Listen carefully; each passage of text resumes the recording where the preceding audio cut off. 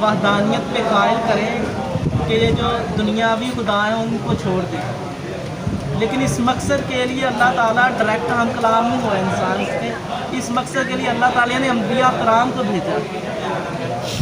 तो फिर अम्बिया कराम में से जब नबी पाक ने इतनी जो है वो मुशक्क़त उठाई, ताइफ की और बहुत से गज़वात में आपने शिरकत की, आपके चाहने वालों ने इस्लाम के लिए बहुत सी कुर्बानियाँ दी।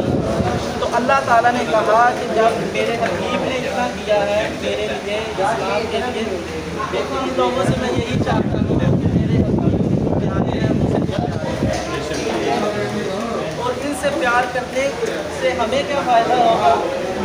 तो इसके बारे में नबी पाक ने फरमाया कि जो इनसे प्यार करे अल्लाह तो उससे प्यार कर। तो जिसको अल्लाह प्यार करे तो जन्नत तो फिर बहुत छोटी चीज़ है, उसको पता नहीं क्या अल्लाह ही मिल जाएगा, ठीक है ना। जो अहले बैत से प्यार करेगा, अल्लाह ताला ने कहा है कि उससे, हुजूर पाक ने कहा कि उससे अल्लाह ताला प्यार करेंगे। तो जिसको अल्लाह ताला प्यार करेंगे मतलब उसको अल्लाह ही मिल जाएगा। सुभान अल्लाह। तो इस मकसद की गर्ज से हम आज जो है ज़िक्र हुसैन अलैहिस्सलाम की महफिल सजा के बैठे हैं।